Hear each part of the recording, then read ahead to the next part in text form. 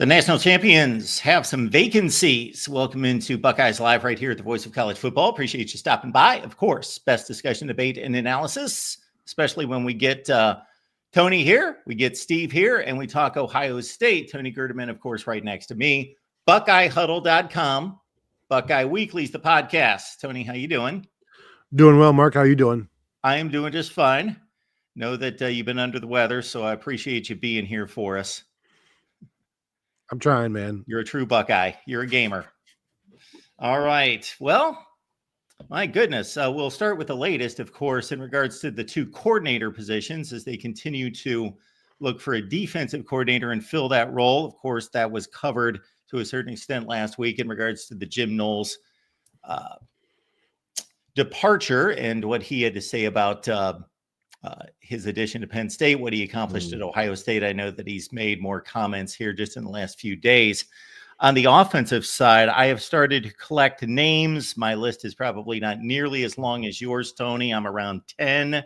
Some interesting candidates. Let's start with this. Ryan Day, one of the best offensive minds in the game, of course, held tightly to that offense and gave it up with Mike Knuckles. At some point, some might say it just gave that appearance. And I'm saying that to his credit. He wanted to be in charge of the offense. He knows his offense, but obviously the job became a little bit too much. Well, kind of worked out. Chip Kelly steps in, worked out from the standpoint of the ultimate result, but also from the standpoint of, okay, Ryan Day, not just handing it over to anybody and saying, oh, you've got a good resume. We've run into each other at a couple coaches clinics, but to a trusted mentor. So do you think maybe that factors into the decision, especially when there's somebody on staff that's been around since 2017 that maybe at this point saying, I understand Bill O'Brien and his wealth of experience. I understand Chip Kelly, but maybe it's my time. Well, and let's remember, he was handing over the keys to Bill O'Brien too. So he's been willing to do this with, provided there's a certain level of experience. However, at some point, if Brian Hartline wants to call the plays, either he's going to call them at Ohio State or he's going to call them somewhere else. So if you want to make that happen and you don't want to lose them, and that's something that he wants, then at some point you're going to have to allow him to do it. And he's now been a full-time position coach since 2018. So, we're getting to the point of, poop or get off the pot pretty much with Brian Hartline and calling plays. And they made him offensive coordinator 2 years ago and said, well, we're going to see how it goes. Maybe he'll call plays and we'll see. I'm going to, Ryan Day's going to evaluate, and it never happened. And then, the next year he gave up the play calling to Bill O'Brien and then Chip Kelly. So he's certainly willing to do it. Brian Hartline has had a pretty good vantage point of seeing how it's done by two of the best with Chip Kelly and Ryan Day. So, the combination of coaching hires here that's going to happen is interesting to me, because you hear a bunch of people talking about Kevin Wilson coming back, and it's like, well, in what capacity? It's like, well, maybe offensive line coach, and it's like, well, good luck calling plays from the offensive line, on the sideline, or is it Brian Hartline and Kevin Wilson's just a very, very, very good co-offensive coordinator as he's been forever. So if Brian Hartline is saying, I want this or I'm leaving, and I don't know that he said that, I've not been told that, but at some point you got to let him call plays if that's what he wants, or you got to let it, or he's going to go.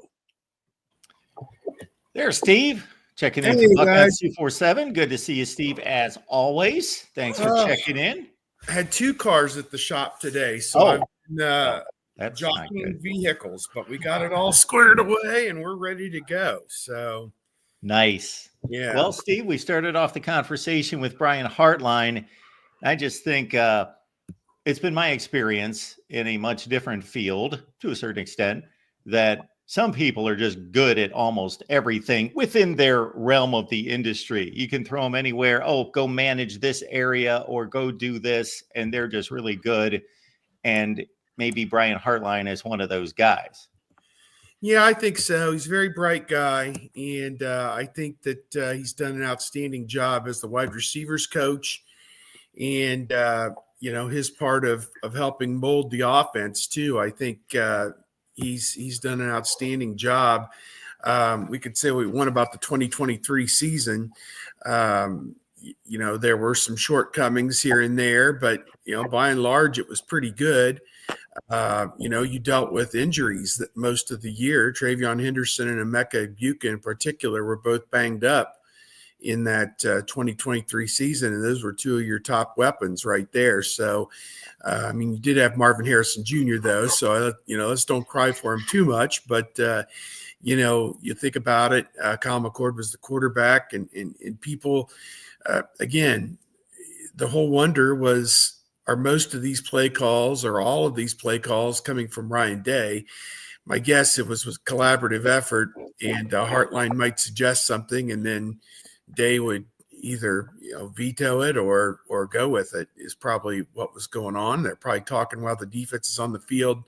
This is what we've got to do the next series and these kind of things. So I look at it that it was probably more of a collaborative effort than it was this year, when it seemed like Kelly was calling the preponderance of the plays. So I think Ryan Day saw the merit in stepping away from calling plays. He was able to be the coach of the entire football team, and guess what happened? They won the national championship. So I think that the proof is in the pudding. The results were what they were, but every situation dictates something different. And so I have to believe Hartline is getting something out of this, just from loyalty standpoint. And it wouldn't bother me if they brought Wilson back. I think Wilson was outstanding. The 4 years before McCord, the two with Fields and the two with the Stroud, the offense, hummed at maximum efficiency for the most part. So if they can get back to that, then we'll see what happens. But a lot of it has to do with the personnel too. A new quarterback, new running backs. So we'll see. And you've got the Jeremiah Smith situation where you have to feature him. You have to figure out ways that he has an even better year than the year he had this year. So good luck trying to figure that out. So, yeah, they got a lot on their plate for sure. There's a couple different categories that I would put these lists into. So, of course, you can put in coaching candidates, offensive coordinator, and you can see all sorts of lists. Certainly, Tony and Steve, we want to hear from you in regards to what you have available. But, Tony, I'll start with you. The three categories I believe that are out there, and you don't necessarily know based on who's writing the article where their intel comes from, but there is simply I know nothing about these two individuals in regards to their interests, but I'm just putting one of the best jobs in the country together with one of the best in the country who may be available or ready to move on from what they're doing. Category number two is simply like, these two coaches have history. There's a connection. They've worked together, so maybe they want to get back together. Category number three is simply, maybe I've got intel. Maybe I actually have discovered and know that there is interest between these two parties. So can we kind of make our way through those different paths to getting an offensive coordinator? Yeah, there's the familiarity. Well, I've heard these guys. This guy's a Buckeye, so he should be on the list. That sort of thing. And you're right. And sometimes you hear about guys who names are being put in just to get a raise at their current place. So like that's one of the reasons I said last week I hate hot boards, because so much of what is in there is not, it's just completely speculation, or hey, this would be a good guy. They should look at this guy, or this guy is pretty good.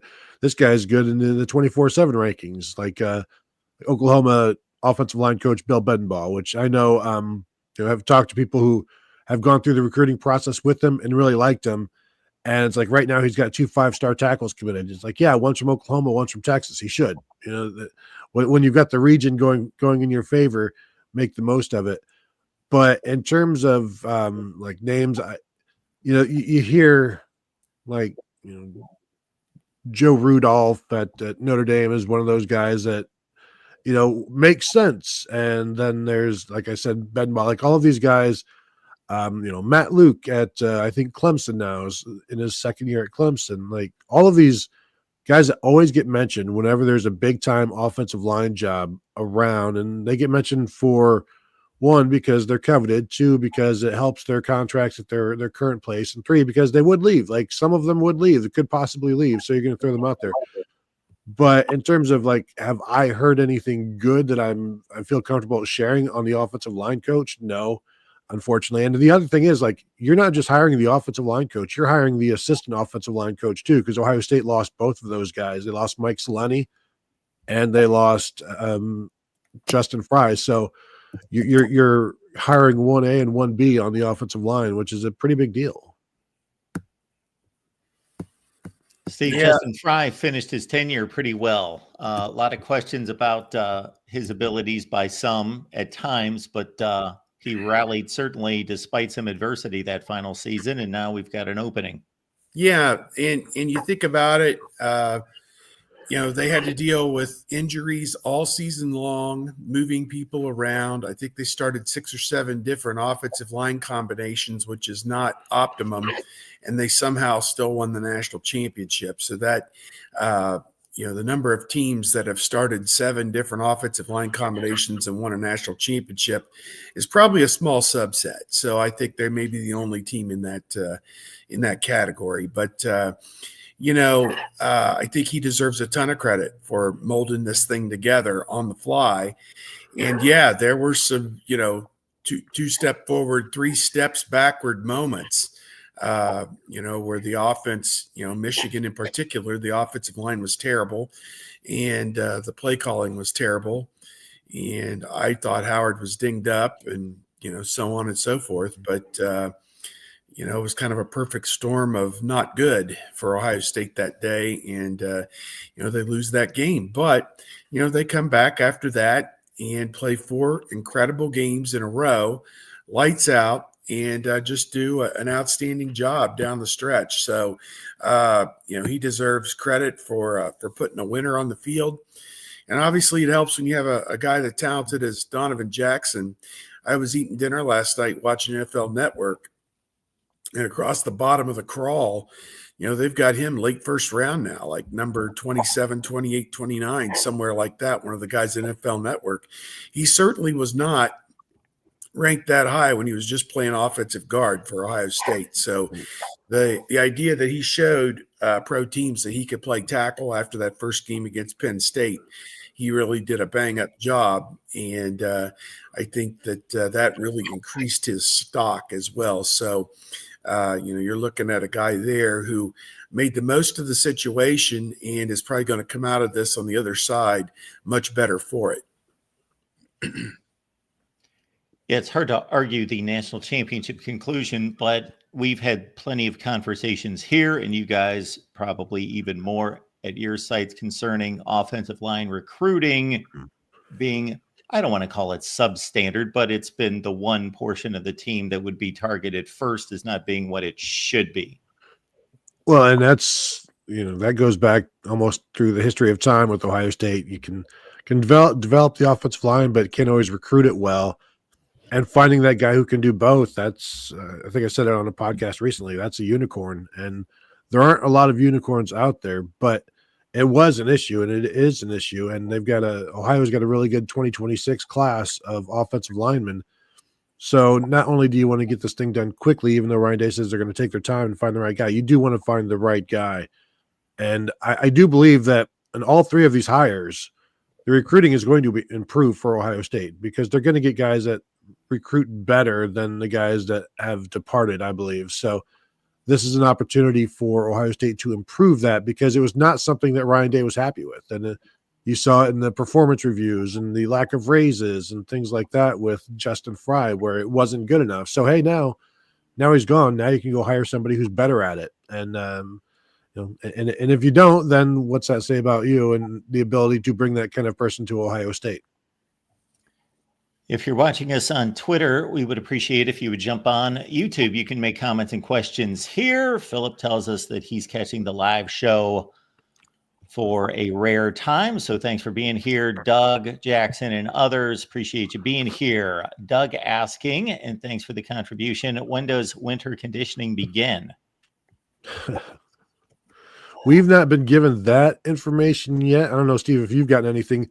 Ryan Day finally came out on the Joel Klatt show and said that spring ball is probably starting the second to last week in March, which is what I've suggested here, I think last week or the week before, where spring ball starts on the first Tuesday in March normally, and they have a Tuesday, Thursday practice, and then they go on spring break for a week, and then they come back that second to last week in March and get things ramped up. My suggestion was, like, don't start that first week of March. And so Ryan Day clearly watches the show and says, you know what, that's a pretty good idea. Let's not do that. And so they'll start the third week of March, second to last week of March. But I don't know when winter conditioning begins. Got to start here pretty soon, don't you think, Steve? I think for guys who didn't play, the early enrollees, et cetera, and maybe some of the guys who didn't play, that are coming back, I think that it's already begun. I think that they are hard at it, and rightfully so. I think some of the guys who played are probably getting a little bit of rest, to heal up some bumps and bruises and have some minor surgical procedures and different things, that some cleanups that probably need to be done on shoulders and knees and, all these different things. I mean, it's a brutal sport. And these guys played, all these nut cruncher games down the stretch with, Indiana, Michigan, and then the 4 playoff games. I mean, those were high level, high intensity, high violence games. So there's a lot of mileage on the returning players who played in their tread. And I think you want to go lightly with some of those guys and ease them back into it. So I think every player probably has their own prescribed winter conditioning program, depending on how much you practiced, how much you played, and how important you are in the scheme of things, how important your development is, and going from point A to point B. There's guys that need to gain 20 pounds. There's guys that need to lose 20 pounds. And, depending on what that looks like and where they're at, I'm sure Mickey Marotti and his staff have prescribed a program that takes in everybody under the roster at this point. So I think that they are definitely hard at work right now with at least a contingent of this team. I can't tell you that Jeremiah Smith and Caleb Downs are in there at 6 a.m., 4 days a week. I tend to doubt that right now, but, their day is coming too, because at some point you do have to turn the page to 2025 and start getting ready for the new year, even though, the season is still 6 months, away from the start of preseason camp. So there is a lot of work that needs to be done, and so many young guys, so many new guys, a ton of freshmen, 7-8 transfers are in. So yeah, it's a busy time, I'm sure, over there, and I'm sure they're putting their time to good use. Buckeye fans, I will be your judge and jury and your voice on Monday, February 17th, 6 p.m. Eastern time. So the deal is here that we've got 2 schools that have won the last 2 national championships, and they have pretty historic programs all time. It is quite the debate. So I will be taking Michigan phone calls exclusively Monday, February 17th at 6 p.m. Eastern time. And Buckeye fans, of course, we want you to have your voice and your say, and I'm here practically every day all year, so you have that. But please, let me just take this one on myself. I think I'm well prepared. Ohio State, Michigan, everything debate coming up on Monday, February 17th at 6 p.m. Eastern time. So I think we will just go across the network here, Ohio State, Michigan, and on the main channel. Mark, that's going to be a lot of collect calls. A lot of collect calls. Absolutely. David Greenshield is pushing us in a direction that I thought we would go next. Again, I've got a list of candidates in front of me. I'm sure your lists are longer. I was going to run some of them down and just see if anybody stands out as being more intriguing than the others. But David's got us started with Kevin Wilson. Steve made some comments about Wilson a few minutes ago, just in regards to obviously his ties to Ohio State and his vast experience. Well, my question is, what's he coaching? What position is he coaching? Because you're going to be hard pressed to find an offensive line coach who also calls plays, who does a good job of it. And Ohio State did this 10 years ago with Ed Warner. Did not go well. Ryan Day wasn't here yet. Greg Studrawa was an offensive coordinator for a couple of years at LSU and then got bumped back down to offensive line. So like there's a history of this happening. I just show me a great one. And that's what Ohio State is looking for. And the other thing with Kevin Wilson also, like he's not the greatest recruiter either. And so if you're bringing him in to be, I would assume the offensive line coach. Now I believe he's coached quarterbacks way earlier in his career, maybe at Northwestern, but he was an offensive line coach at Oklahoma and then a tight ends coach at Ohio State. Because that's with even Ed Warner, I think he got bumped to tight ends coach eventually, if I'm not mistaken. But like that's a lot to ask of your offensive line coach to also call plays. And Wilson's been a guy that called plays at Ohio State from upstairs. So is he upstairs? Is he downstairs? If he's downstairs, is he a different play caller than he would normally be upstairs? So my question is, what position is he coaching? And then we can go from there, because you still have an opening as the quarterback's coach as well. So like, what are we doing? I must admit that Sharon Moore did a pretty decent job at Michigan, offensive line, offensive coordinator, while taking text messages from Connor Stallions, being able to juggle all of those at the same time. You say that, but what they average, like 27, 30, 32 points a game, like basically how hard is it to be like, you know what, run left, run right, run up the middle. And, oh, you know what, we'll throw it and JJ will run around and make something happen. So yeah, you've got 4 plays, just like Tech Mobile. Oh my gosh. Yeah. It always comes back to Michigan, doesn't it? But yeah, I like Wilson, and I think Day has a familiarity and a comfort level with Wilson. They won big with Wilson. They were right there in the hunt every year he was at Ohio State. And so, believe in the people, I think, and then the rest of it will sort itself out. But you need a quarterback's coach. Obviously, with Kelly leaving, you need an offensive line coach, obviously. So, does Keenan Bailey, who, has more energy than anybody, does he take over a larger role somehow, some way with one of these position groups? For him and his career, he doesn't want to be pigeonholed as a tight ends coach all of his life. I think he's capable of much more than just that. So, do you put the offensive coordinator, say it's Wilson, and make him the tight ends coach, and then maybe have Keenan do quarterbacks, or, Keenan do offensive line and have somebody else do quarterbacks. But, I think whatever happens, Hartline's involved, obviously, as a or, I think he and Wilson and Day working together hand in hand is a recipe for, some big things. But does Wilson want to do this? He was a head coach the last 2 years and it didn't go well. And he's probably spending some of his money from being a head coach and doesn't necessarily need to work probably right now. But, does he jump right back in with the people that he cares about at Ohio State? So that's an interesting thing. Yeah, and him and Ryan Day got along really well with the play calling, and they were pretty seamless. You mentioned Keenan Bailey, like he's not going to be a tight ends coach forever. He's worked with receivers, he's done some work with quarterbacks. I know Ryan Day really likes Billy Fessler, who's the assistant quarterbacks coach. He was Chip Kelly's assistant, and he was Chip Kelly's quarterbacks coach at UCLA for a season. He was going to be. But he was also a GA at Ohio State. He's been a quarterbacks coach at Akron. So he's got a little bit of history, but I think more importantly, he's got familiarity with Ryan Day and how Ryan Day wants his quarterbacks coached. So that's something where Ryan Day wouldn't necessarily have to bring in a quarterbacks coach to tell him how he likes his thing, how he likes his quarterbacks coached, because he already knows. So, maybe that's a possibility of the quarterbacks coach being internal.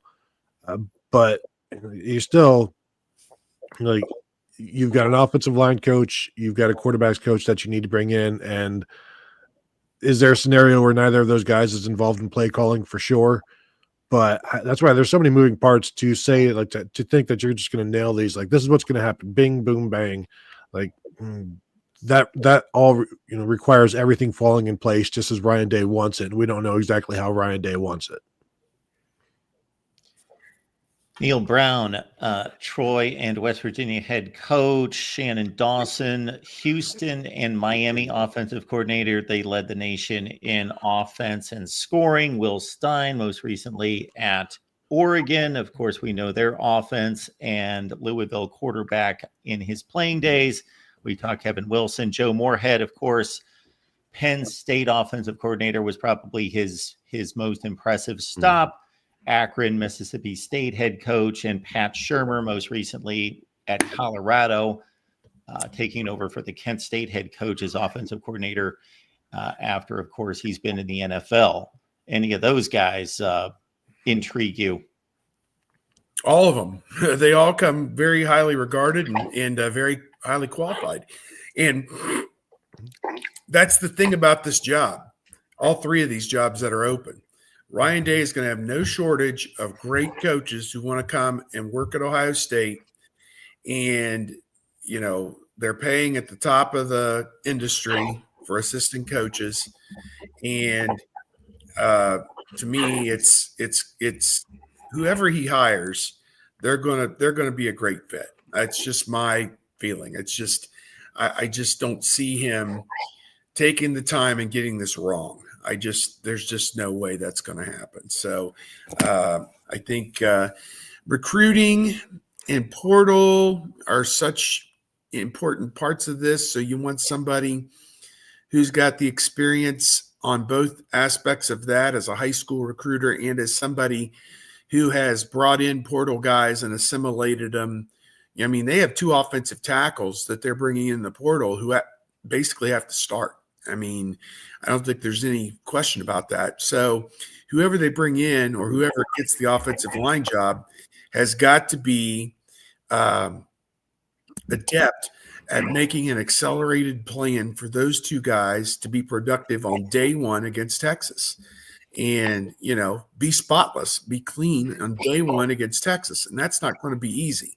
So with new offense and, new personnel, new terminology and everything else, it's going to be far from easy. So you need a bright person in that job. And, the offensive line is the key to the offense. I mean, we can love what Jeremiah Smith does till the end of time, but if you don't block and protect the quarterback, open lanes for the running back, then you don't get many first downs. So that's a problem. So to me, that hiring, as Tony said, recruiting at Ohio State with the offensive line, I mean, Paris Johnson was like a unicorn.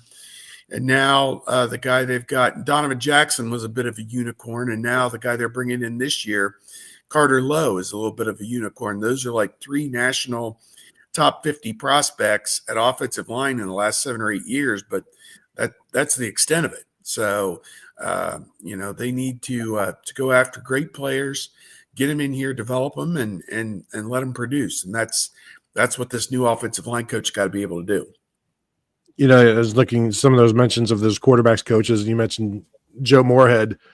Like, the reason he got that Mississippi State job is because Ryan Day said no. Like, I think that's an interesting connection between the 2 of them.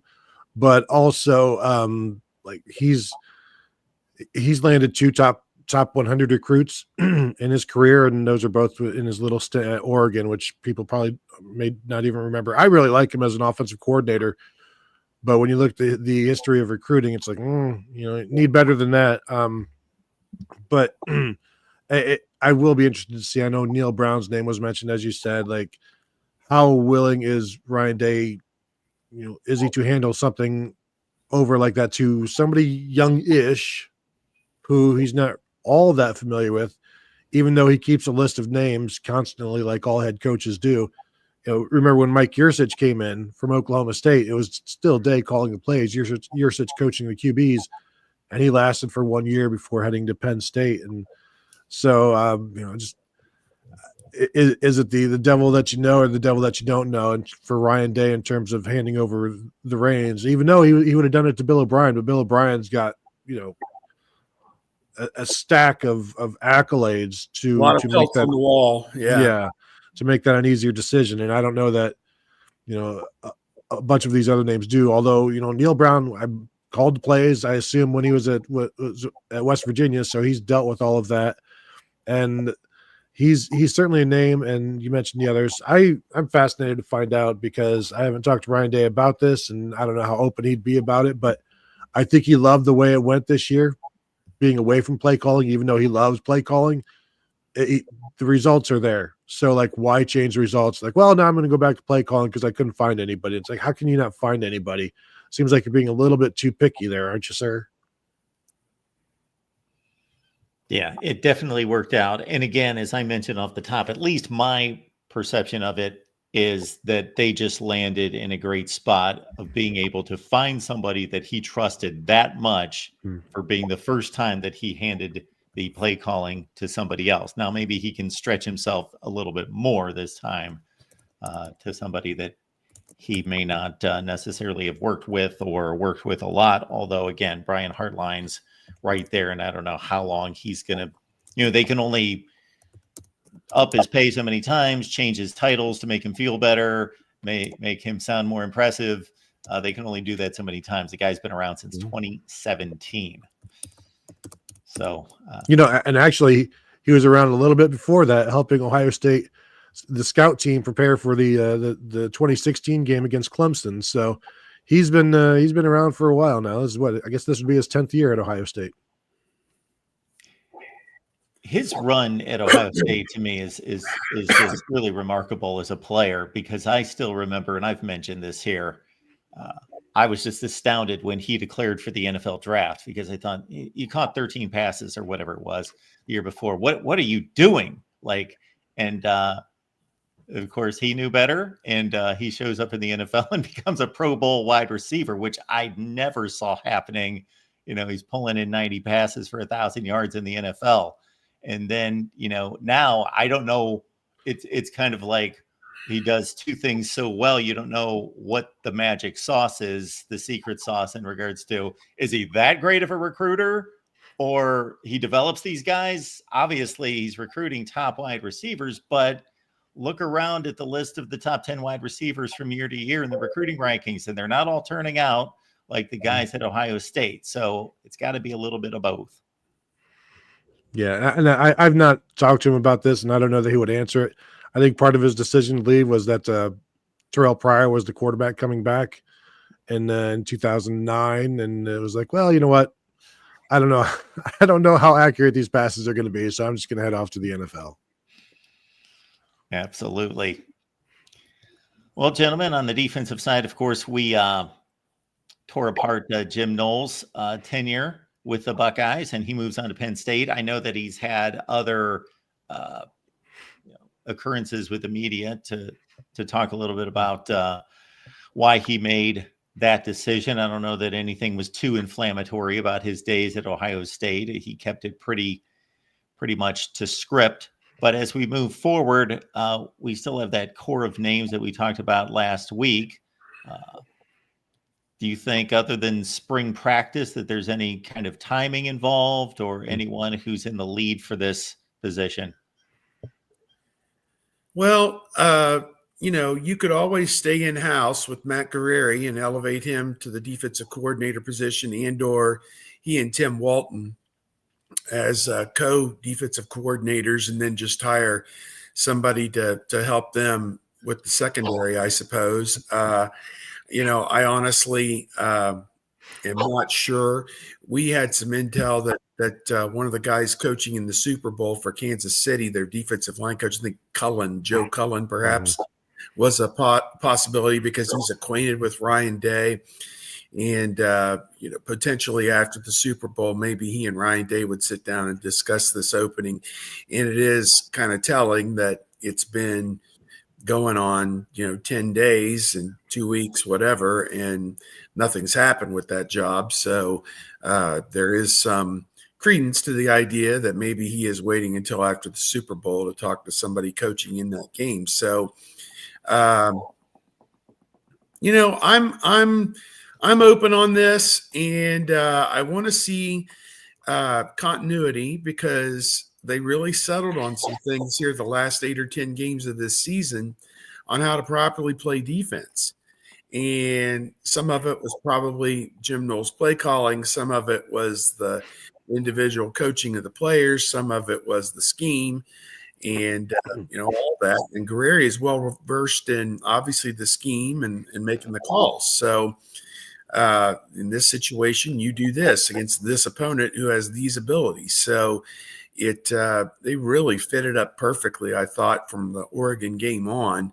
And nobody really exploited the Ohio State offense or the Ohio State defense. I didn't really feel like from that point of the season on. So to me, I look at it that if you find a way and a fit to where everybody can stay in their current roles, and you just improve the staff with one more bright mind who's a recruiter and a technician and all these other things, then you're ahead of the game. That's kind of how I view it. I'm not too wrapped around the axle on this, other than you don't want to take 2 steps backward and go back to where you were giving up 20-some points a game. You certainly don't want to do that.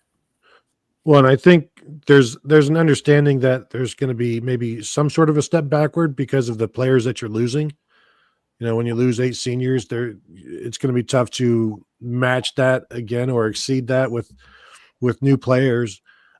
But you know, you mentioned Joe Cullen, who's a defensive line guy, and is that to help Larry Johnson? Is that to like that because that's also a name we've heard, and it's just an interesting name given like his position. So to me, like this just continues to flow with what I first thought which would be Matt Guerrero and Tim Walton as co-DCs.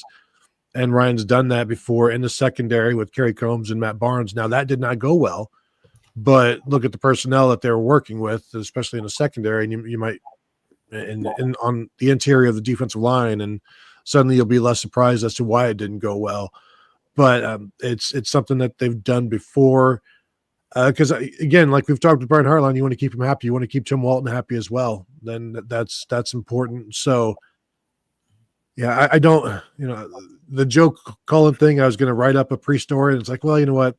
I've got until after the Super Bowl, I'm sure. So like, I don't need to do it right now, but he's got a number of different directions he could go. But if it's just something as simple as adding a defensive line coach, then that's pretty darn seamless for what they want to do. And what they did last year worked. So why change it up too much? And you've got a guy in Matt Guerrero who's completely familiar with it and has added his own things to it. And Tim Walton, who's been around forever, can add some things to it certainly as well. And you know, I think to me that seems like a pretty good solution, rather than now we're going to bring in a guy who runs quarters, and we're gonna learn that, and everybody's going to have to change what we do and learn on the fly. So I think if you can keep it seamless, then you can have an opportunity to build on what you did last year, rather than tearing everything down and starting over. I think Steve made a good point about not coming away from any game last season. Maybe Oregon, the first matchup, could be an exception. But in previous seasons, whether it was the Oregon matchup in Columbus or the Michigan games or the Georgia game, where you come away from that thinking they got exploited. The opposing OC found something, knew something, and they were never able to respond to it, counter it, or they got exposed at a certain position. This defense certainly not exposed. Now, the Oregon game, I had less of a thought that they got out coached, rather than it was more for me, they just got burned in the secondary. They just had 4 or 5 plays where they just got torched. But that first Oregon game, for example, in Columbus, there were like running plays where it was like they never figured out how to set the edge, they're completely out of position and never figured it out. And so forth. So yeah, well, yeah. And I'll just say, like I keep bad. the losing of leverage was that did get eliminated. You're right. But I'll continue to say the game plan against Oregon is what cost them. I'm not going to blame the defenders for being told to sit at the sticks and then have a defender run by them, that sort of thing. Like that happened, and I do think there were some question marks about the defensive game plan after the fact because it was not necessarily the one that the players went in expecting. So, I'll put that one on the coaches as well, especially now that he's gone. Yeah, piss on him. We ran a story yesterday. They televised the Knowles thing, or webcast it on the internet, so we were able to kind of watch his comments in real time. And I passed it on to my colleague Patrick Murphy and said, you could, and as you guys said, he was very conciliatory about Day. Thanked him for the opportunity. Said it was a great time at Ohio State, et cetera. He took the high road. He did not dump on anybody. Said it was a thrill, obviously, to win a national championship, and now he wants to do it at Penn State. So, with his departure, I thought, in the way it was kind of portrayed, that there was a falling out, that you wanted to report at least what he said. Well, we tried to do that, and we got booed out of the building. I mean, it was just like, you cannot come on this website and talk about the guy who left here for Penn State, one of our rivals, and we don't care about him. And to borrow an old line, there was a guy named Bill Green who covered recruiting for a long time, and he may still do it. He was talking about another guy who he didn't like, and he goes, I would not piss on him if he was on fire. So, it's not the nicest visual, obviously, but or nicest sentiment either. But, that was kind of the upshot that we got from that story was, don't bring this junk, into our holy sacred area. We're the national champions of college football, and we don't need to be reading about this. So, yeah, it's kind of interesting. Well, Steve, I will add one of the quotes that he had was talking about the veterans on the defensive line in the defensive coaching on the staff at Penn State, said that it makes my life a lot easier. They've been successful, but are also really low ego guys that allows for free exchange of ideas where everybody is free to say what they want. And it's just interesting that one kind of, perked up the ears when you hear talking about low ego guys. And because my understanding of a lot of what went on behind the scenes was kind of a lot of battling and things like that with the defensive staff. So for him to come out and say, hey, I'm with some low ego guys, so this is going to be a lot easier. That sort of thing is interesting. And also takes me back to Kerry Combs. I was always talking about coaches have to have no egos, and that's fine, but it doesn't always work out that way.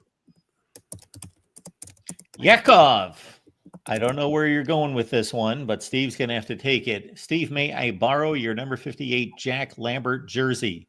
No, you may not, because there's no such thing that exists. I am not now, nor have I ever been a Steelers fan. And I was just typing in my reply to Yakov, and I'll just say it.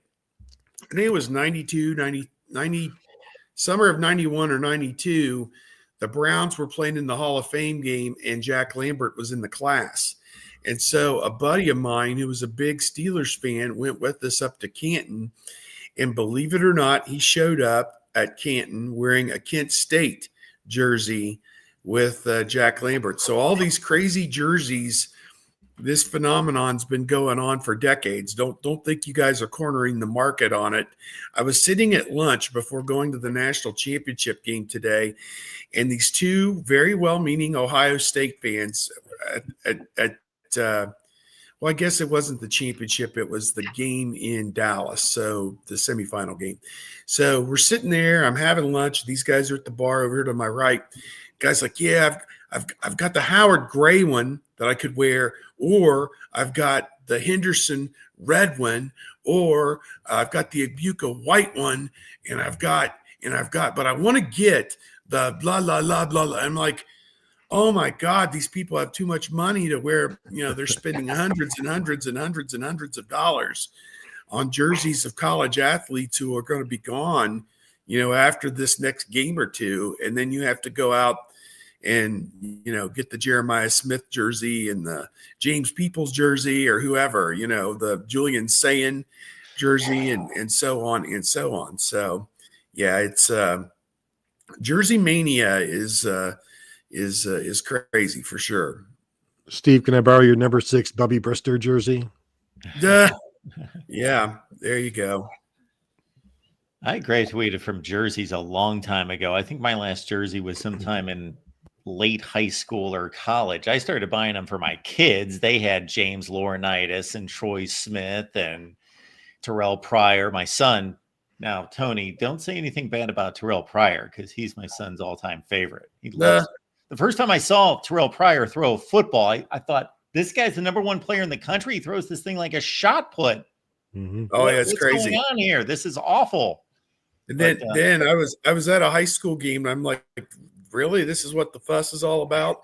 And then he pulled the ball down. The ball was on their own 35-yard line. He pulled the ball down.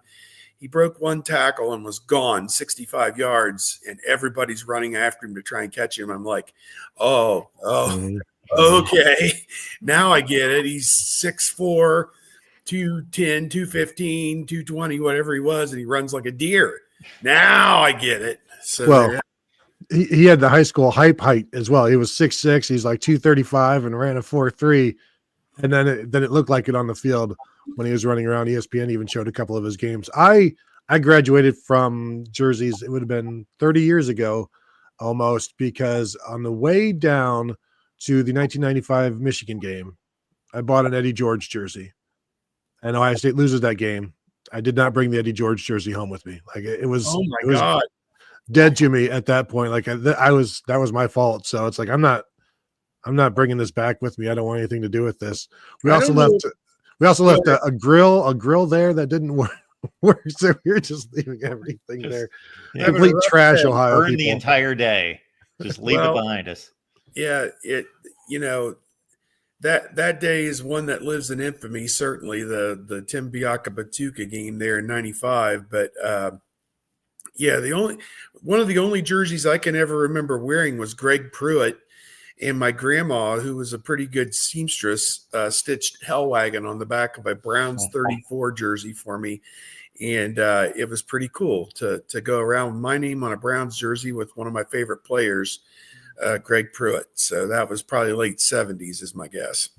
You know what? I actually did have an Orlando Pace jersey with the Rose Bowl patches from '97, but I did not purchase that. Somebody purchased it for me, but I enjoyed that, liked that, having that. And then somebody gave me my favorite jersey of all time was the signed Art Schlichter from a significant other who had never heard of Art Schlichter. Had to ask me, how do you spell that? And I was wondering, why are they asking me this like in October? And then, it shows up for Christmas.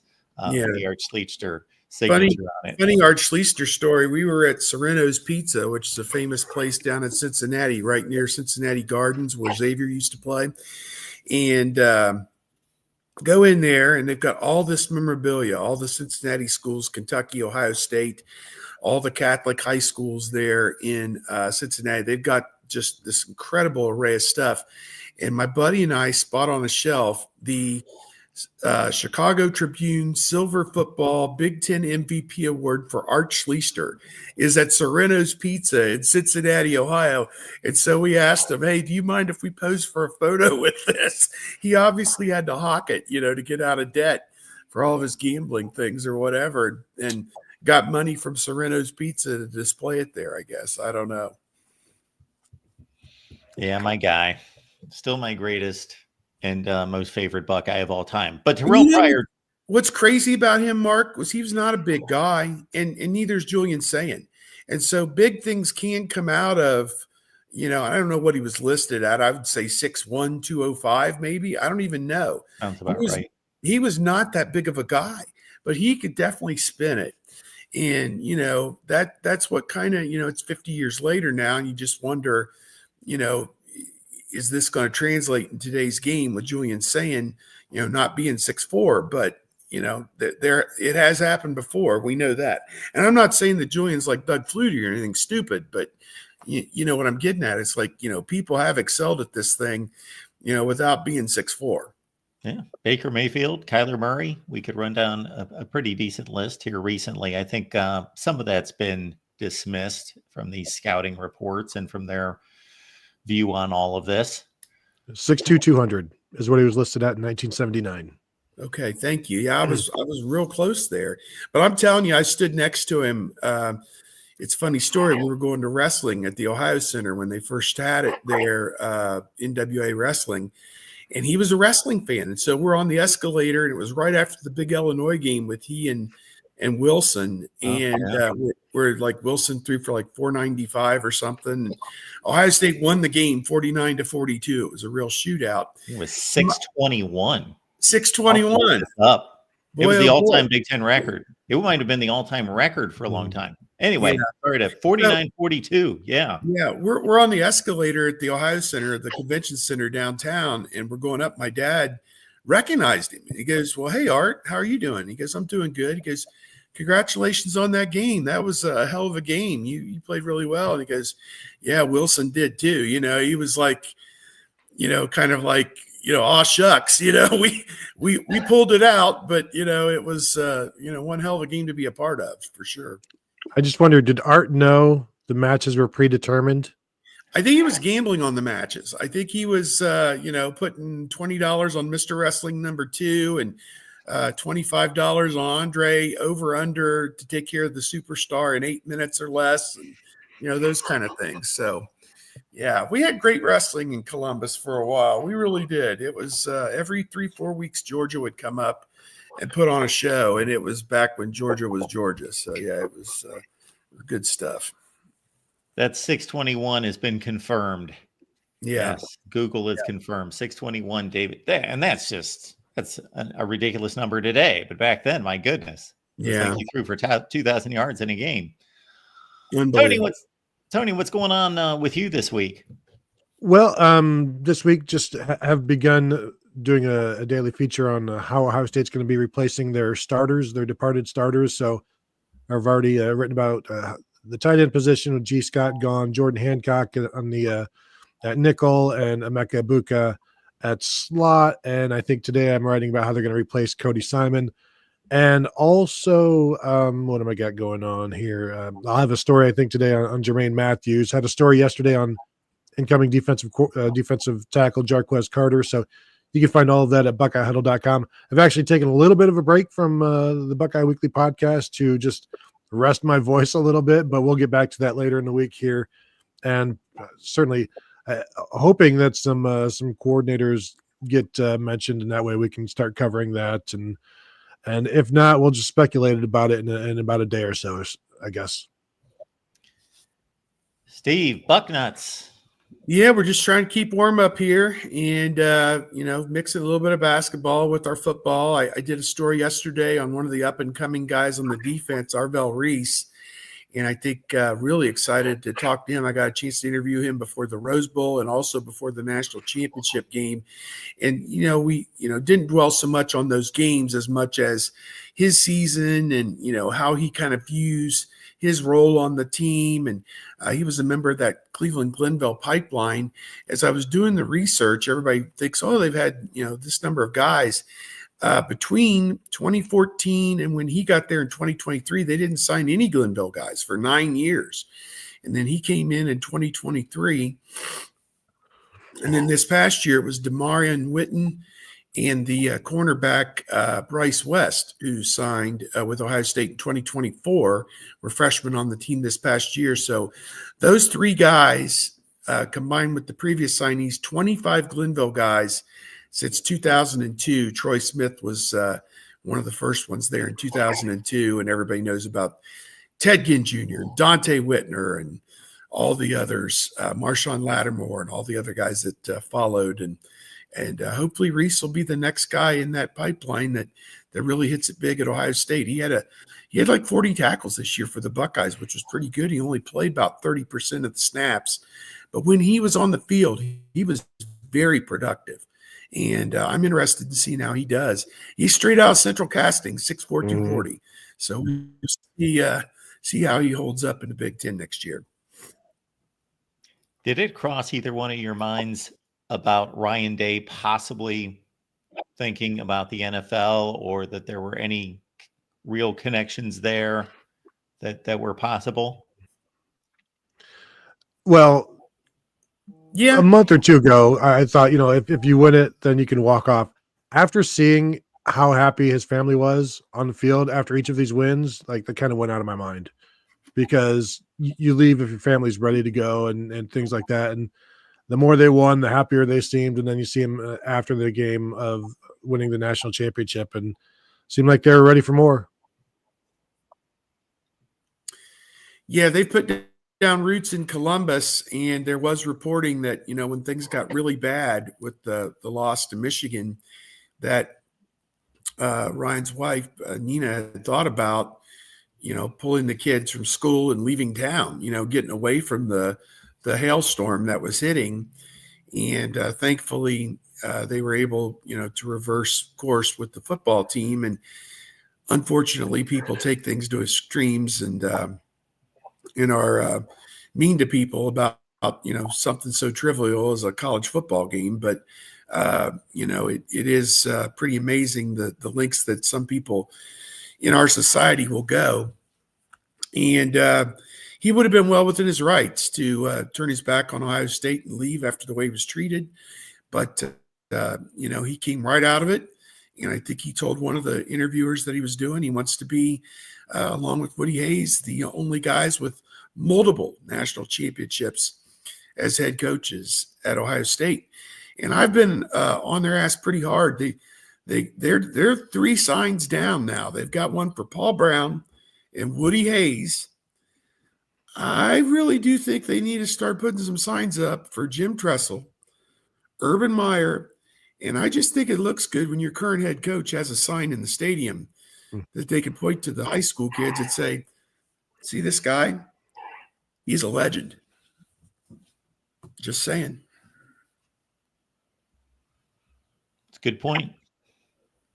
Ohio State, Michigan, all everything debate Monday, February 17th at 6 p.m. Eastern time. Please join us. We were taking your calls. Tony, appreciate you being here. Steve, you as well. You guys make this happen each and every week.